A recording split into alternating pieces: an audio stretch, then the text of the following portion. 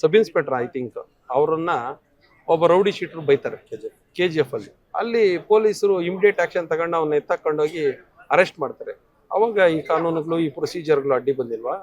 Police ಇಲಾಖೆಗಾದ್ರೆ ಒಂದು ನ್ಯಾಯ, ಬೇರೆ ಇಲಾಖೆಗಳಿಗೊಂದು ನ್ಯಾಯನಾ?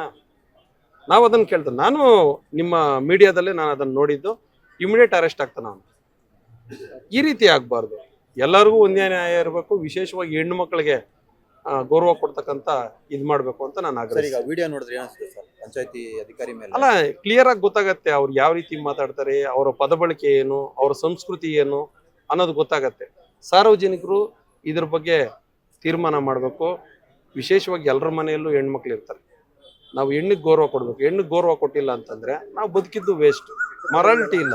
ಕೆಟ್ಟ ಪದಗಳು ಆ ರೀತಿ ಬಳಸೋದು, ಅದೇನೇ ಆಗಿರ್ಲಿ, ಅವ್ರು ತಪ್ಪು ಮಾಡಿರ್ಲಿ, ಕಂಪ್ಲೇಂಟ್ ಕೊಡೋಣ, ಶಿಕ್ಷೆ ಆಗ್ಲಿ ತಪ್ಪು ಮಾಡಿದ್ರೆ.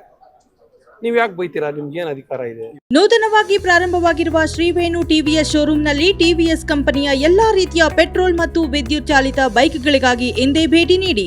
ವಿಳಾಸ ಬೈಪಾಸ್ ರಸ್ತೆ, ಮಾರುತಿ ನೆಕ್ಸಾ ಕಾರ್ ಶೋರೂಮ್ ಪಕ್ಕ, ಕೋಲಾರ.